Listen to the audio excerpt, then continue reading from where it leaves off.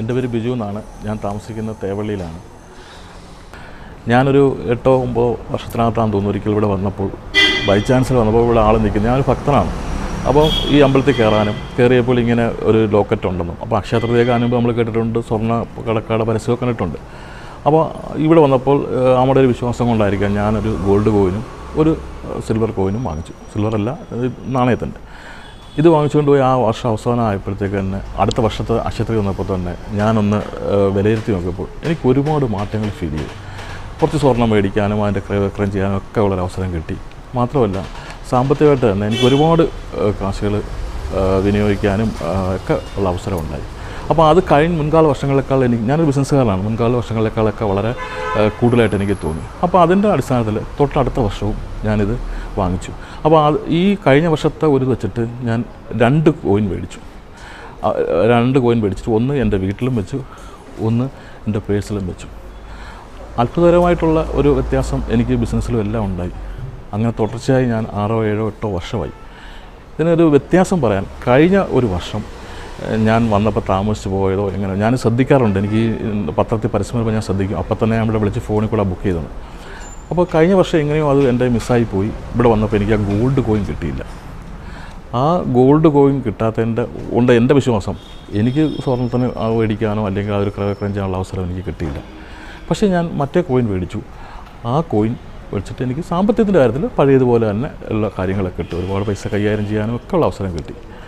മാത്രമല്ല ഈ ആദ്യത്തെ ഒരു വർഷത്തിൽ ആ ഒരു വ്യത്യാസം വന്നപ്പോൾ തന്നെ ഞാനിത് എൻ്റെ ബിസിനസ് സ്ഥാപനത്തിലേക്കും ഒരു കോയിൻ മേടിച്ച് കൊണ്ടുവച്ചു. എനിക്ക് നല്ല മാറ്റം, അത് നല്ല മാറ്റമെന്ന് പറയാനല്ല, എനിക്കത് ഫീൽ ചെയ്തു, ആ ഒരു വ്യത്യാസം ഫീൽ ചെയ്തു.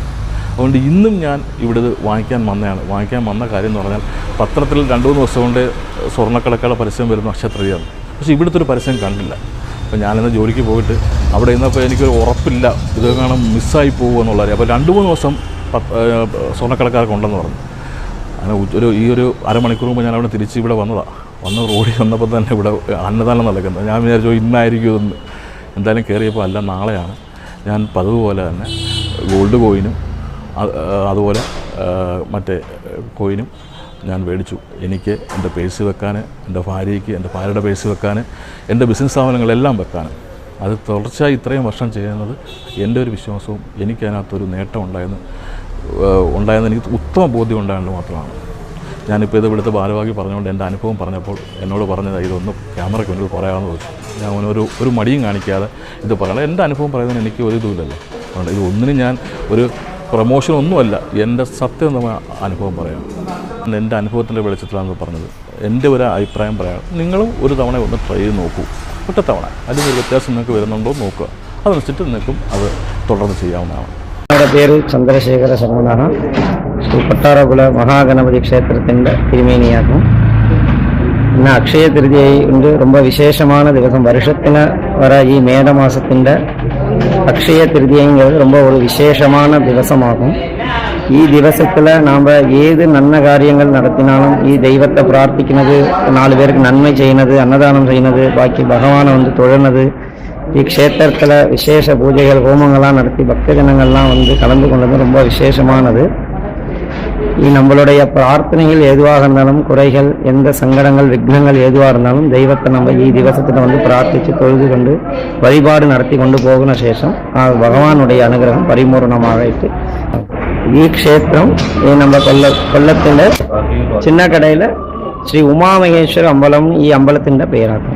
അപ്പോൾ ഈ അമ്പലത്തിൽ வந்து ഈ திருமணமாகாதவங்கெல்லாம் വിവാഹத்துக்கு വേണ്ടി സ്വയംവര പാർവതി അർച്ചനയെല്ലാം വഴിപാട് നടത്തിക്കൊണ്ട് വന്ന ഓം ശ്രീ ഉമാമഹേശ്വരായ നമഃ. ഉമാമഹേശ്വരന്റെ തിരുമംഗല്യ ദിനമായ അക്ഷയ തൃതീയ ഏപ്രിൽ മാസം 30-ാം തീയതി പൂർവാധികം ഭംഗിയായി നടത്തപ്പെടുന്നു. അന്നേ ദിവസം പൂജിച്ച സ്വർണം, വെള്ളി, 1 രൂപ നാണയങ്ങൾ ക്ഷേത്രത്തിൽ നിന്ന് ലഭിക്കുന്നതാണ്. ഐശ്വര്യങ്ങളും സമ്പത്തും നേടാനായി കുടുംബസമേതം ഉമാമഹേശ്വര അമ്പലത്തിൽ വരിക. ഞാൻ കൊല്ലം ഉമാമഹേശ്വര ക്ഷേത്രത്തില്, അതായത് ഉമാമഹേശ്വര പൂജ ചെയ്ത് സ്വയംവര പൂജയ്ക്ക് ഞാൻ വന്ന് എൻ്റെ അടുത്ത് ഒരാൾ പറഞ്ഞു വന്നു. 23 ആഴ്ച ഞാൻ ഇരുന്ന് മനസ്സുരുകി ദേവിക്കും പൂജ ചെയ്ത് എൻ്റെ മോന്റെ കല്യാണം റെഡിയായി. മെയ് 11-ാം തീയതി എൻ്റെ മോന്റെ കല്യാണം. നിങ്ങളും അതേപോലെ കല്യാണം കഴിക്കാൻ നടക്കാത്ത കുട്ടികളുണ്ടെങ്കിൽ അവരുടെ അച്ഛനും അമ്മമാരും വന്നിരുന്നു ദേവനെ മനസ്സൊരുക്കി നിങ്ങൾ പ്രാർത്ഥിക്കുക. 23 പൂജ ചെയ്യണം. 23 പൂജ ചെയ്യുന്നതിന് മുമ്പേ നിങ്ങൾക്ക് ദേവനും ദേവിയും നിങ്ങൾക്ക് അതിന്റെ ഫലം തന്നിരിക്കും, ഉറപ്പാ. അത് അനുഭവക്കാരിയാണ് ഞാൻ. അതുകൊണ്ട് അറിയുന്നവരോടും എല്ലാവരോടും പറഞ്ഞ് ഭഗവാന്റെ ദേവിയുടെ മുമ്പിൽ വന്നിരുന്ന് മനസ്സുരുകി പ്രാർത്ഥിക്കുക. മക്കളെ കല്യാണം നടക്കാത്ത അച്ഛനും അമ്മമാരും മനസ്സുരുകി പ്രാർത്ഥിക്കുക, അതിന് ഫലം കിട്ടിയിരിക്കും, ഉറപ്പാ.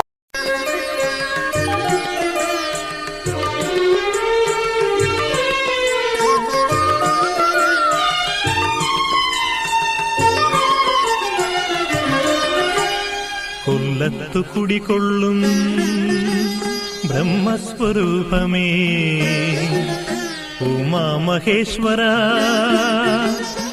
ആദിമധ്യാന്ത പൊരുളാകും നിന്നെ അടിമുടി കൈ തൊഴുതിയിടുന്നു ഞാൻ, അടിമുടി കൈ തൊഴുതിയിടുന്നു ഞാൻ.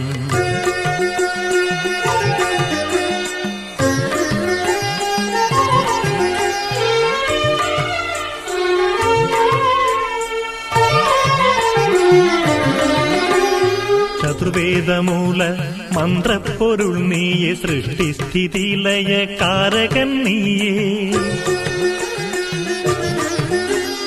ചതുർവേദമൂല മന്ത്രപ്പൊരുൾ നീയെ, സൃഷ്ടിസ്ഥിതിലയ കാരകൻ നീയെ. സർവചരാചര രക്ഷകൻ നീയെ, ആദിമധ്യാന്തങ്ങളില്ലാത്ത ദേവാ, ആദിമധ്യാന്തങ്ങളില്ലാത്ത ദേവാ. കൊല്ലത്തു കുടികൊള്ളും ബ്രഹ്മസ്വരൂപമേ ഉമാമഹേശ്വര,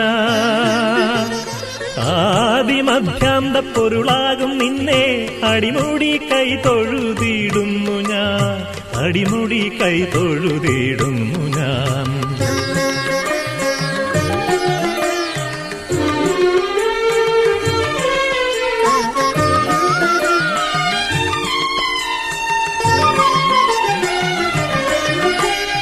ഉമയോടു ചേർന്നിരുന്നരുളുന്ന ദർശനം കോടി ജന്മ സാഫല്യമേ.